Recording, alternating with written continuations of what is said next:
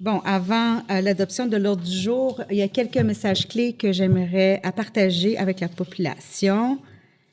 Premièrement, le premier sujet serait l'avis d'ébullition d'eau qui a eu lieu samedi dernier.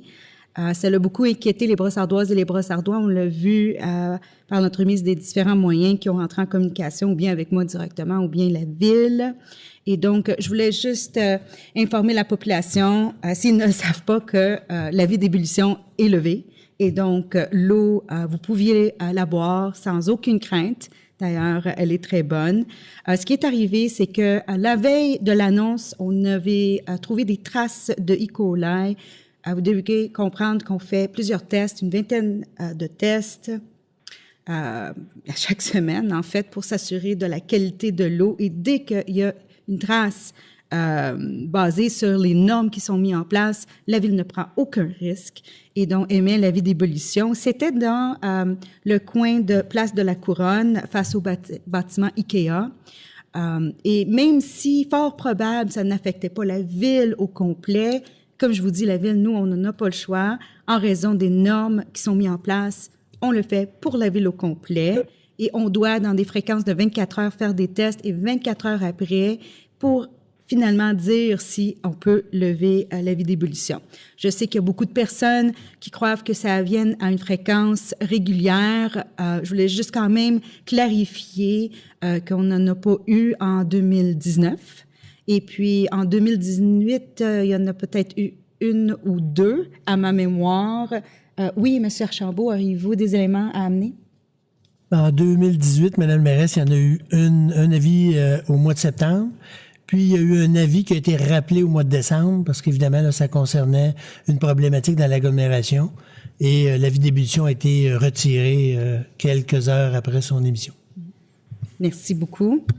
Je pense qu'il y a eu une période en 2015 où c'était plus fréquent et je pense que ça demeure dans l'esprit des gens.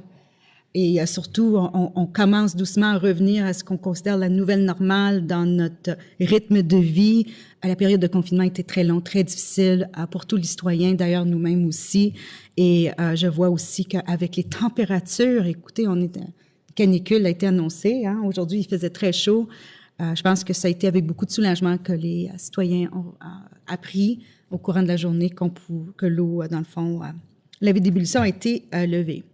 Et donc, j'ai eu des questions à cet égard, les gens qui sont inscrits pour poser des questions. Fait que je vais peut-être rentrer un peu plus en détail, mais mon objectif d'entrée de jeu, c'était de rassurer les citoyens. L'eau, elle est très, très, très bonne, soyez sans crainte. L'autre chose que j'aimerais mentionner, c'est que dans le fond, suite aux annonces de déconfinement progressif du gouvernement, la Ville de Brossard, dans le fond, nous sommes là, nous sommes disponibles pour informer la population des consignes d'hygiène, de continuer la distanciation sociale malgré la reprise de services et de vous dire que, bon, il y a certaines choses qui sont ouvertes. Les jardins communautaires ont repris le 15 mai, les terrains de tennis, les terrains de pétanque, le parc à chiens, le parc à nains est ouvert depuis la semaine passée. Le planchodrome aussi. D'ailleurs, je suis allée faire un tour aujourd'hui pour voir ce qu'il en était. Très populaire. Nos jeunes moins actifs, dans le fond, c'est ça. Je voulais vous dire que le planchodrome est quelque chose d'intéressant pour nos jeunes. Bon. Côté bibliothèque, nous allons ouvrir le 29.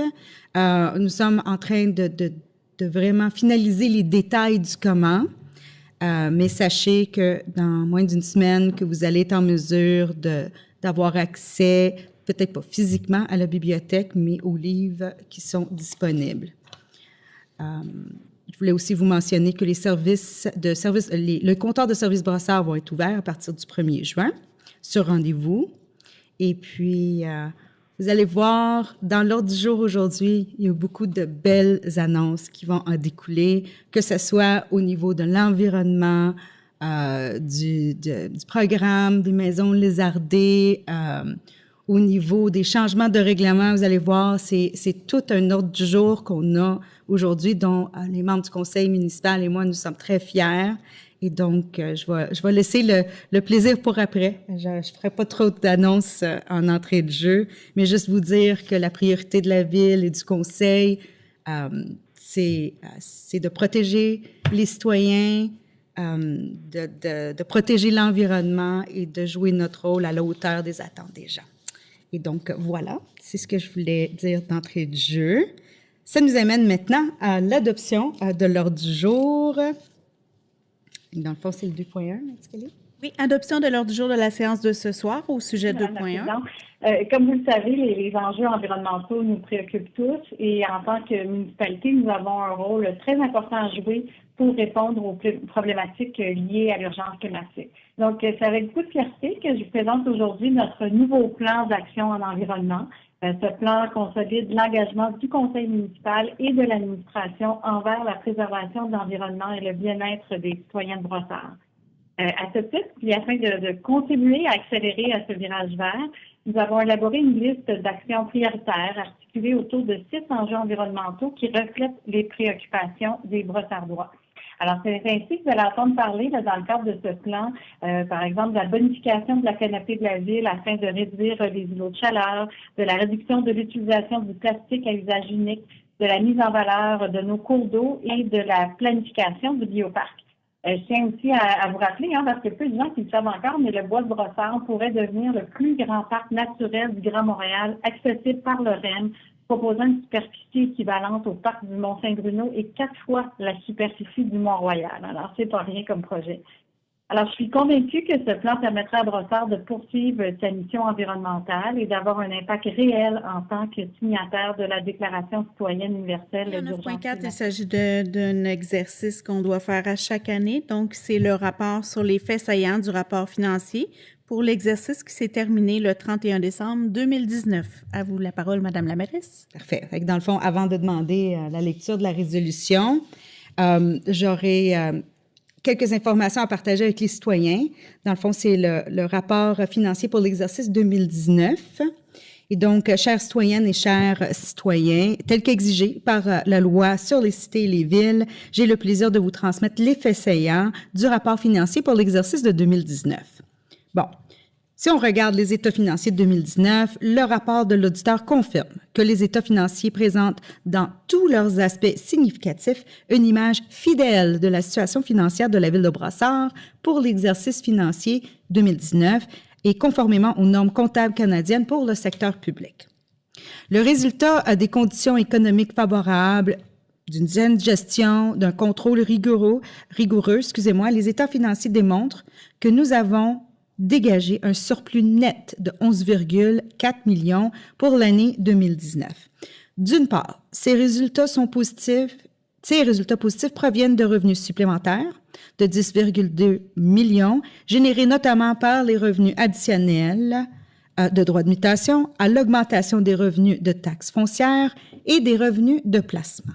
D'autre part, soulignons que les économies de 1,2 million ont été réalisées dans les dépenses, et ce principalement sur les divers contrats d'entretien, ainsi que des économies sur la masse salariale occasionnées par des postes vacants dont le comblement a été retardé. Bon, à première vue, on voit ça comme un chiffre élevé, 11,4 millions, mais la suite est très importante. Le plan triennal d'immobilisation. En 2019, la Ville a investi dans des projets structurants pour se doter d'infrastructures de qualité, ce qui a entraîné une croissance nette d'immobilisation de 48 millions. Parmi ces travaux, on retrouve entre autres la construction du complexe aquatique, les infrastructures TOD, Transit Oriented Development quartier, la construction du viaduc du quartier, la construction d'une voie d'accès sur l'autoroute 10, la réflexion du boulevard Grande Allée et la poursuite de notre programme de réflexion des infrastructures et des investissements dans les parcs et les espaces verts sur l'ensemble de la territoire de la Ville. Suite à ces investissements, la dette totale de la Ville a augmenté de 34,7 millions pour atteindre 196,2 millions en 2019. Le niveau d'endettement de la Ville, quant à lui, demeure sain, compte tenu de l'importante richesse foncière de Brossard, évoluée à près de 14 milliards. L'estimé du ratio d'endettement total net à long terme sur la richesse foncière en 2019 s'élève à 2,8 %. Bien sûr, le 1,55 en excluant la portion de la dette de Brossard à l'agglomération. Ce qui place avantageusement Brossard par rapport aux villes comptant une population équivalente. Bon, on a vu qu'il y avait un surplus qu'on va, dans le fond, dédier et utiliser pour faire face à la réalité de cette année qui est liée à la COVID-19. Et notre souhait, c'est d'améliorer la qualité de vie des Brossardoises et Brossardois. Donc, les conditions économiques favorables en 2019 nous ont notamment permis de dégager un surplus de fonctionnement de l'ordre de 11,4 millions, tel qu'on a mentionné avant.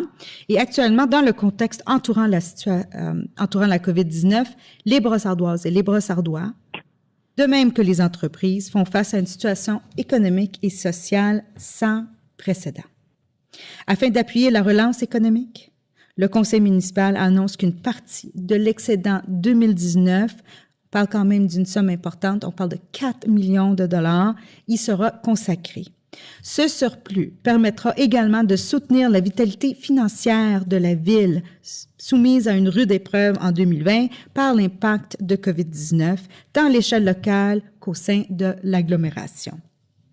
Ce faisant, le Conseil municipal de Brossard joue pleinement son rôle en tant que gouvernement de proximité responsable, à l'écoute des citoyens et des entreprises, et qui fait face à un contexte exceptionnel de pandémie.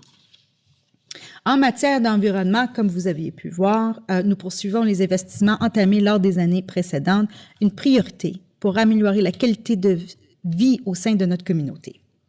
Ainsi, une partie du surplus de fonctionnement sera réservée à des fins d'investissement dans ces nouvelles mesures environnementales ainsi que dans l'entretien de nos parcs.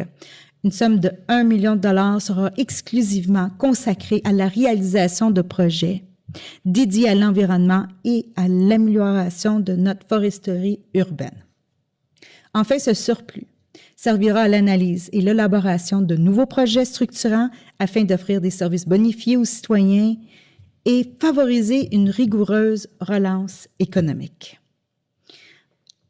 En terminant, je tiens à remercier les membres du Conseil municipal, la direction générale, ainsi que tous nos gestionnaires et employés pour leur soutien, leur rigueur dans la saine gestion des fonds publics qui nous sont confiés et leur engagement envers nos citoyens qui demeurent au cœur de nos priorités dans la mise en œuvre d'une offre de service à la hauteur de leurs attentes. Bon, merci beaucoup pour votre patience, mesdames et messieurs. Je remercie mes collègues du comité des finances, M. Jeté et M. Gervais, mais surtout la nouvelle trésorière de la ville, Annie Germain, et l'ensemble du travail de l'équipe des finances à la ville pour avoir permis de livrer ce rapport financier-là dans un contexte de COVID. Moratoire concernant la densification du secteur des A et d'une partie des B et des P. Parfait. Ça concerne 3 secteurs, mais je vais demander à Mme Gagné, la conseillère municipale du secteur A, d'en faire la lecture. C'est avec plaisir que je propose de suspendre l'émission de permis pour la construction de nouveaux bâtiments principaux, l'augmentation du nombre de logements à l'intérieur des bâtiments existants, incluant les logements complémentaires, ainsi que l'autorisation de toute demande susceptible d'engendrer une augmentation de rejets dans les réseaux sanitaires locaux, dans le périmètre illustré au plan produit par la direction du génie daté du 8 mai 2020, tel que soumis au soutien des présents. Une nomination à l'égard du poste de maire suppléant. Bon, et dans le fond, M. Godette a été le maire suppléant dans les derniers mois. Merci beaucoup, M. Godette. Et dans le fond, vous avez le privilège de nommer le prochain. Auriez-vous la gentillesse d'en faire la lecture, s'il te plaît? J'aimerais d'abord mentionner que c'est toujours avec un plaisir que de compléter le mandat de maire suppléant. Mais j'avoue que présentement, c'était atypique. Disons que les modes de fonctionnement étaient quelque peu différents, mais c'est toujours agréable, qu'importe la façon qu'on doit procéder. Je propose, Madame la mairesse, qu'en cas d'impossibilité d'agir de la mairesse, Mme Doreen Assad, le Conseil nomme, à compter du 27 mai 2020, et ce, pour une durée indéterminée, le conseiller Michel Gervais, maire suppléant de la ville de Brossard, que la présente abroge la résolution 200-218-068. Et je passe le flambeau à M. Gervais.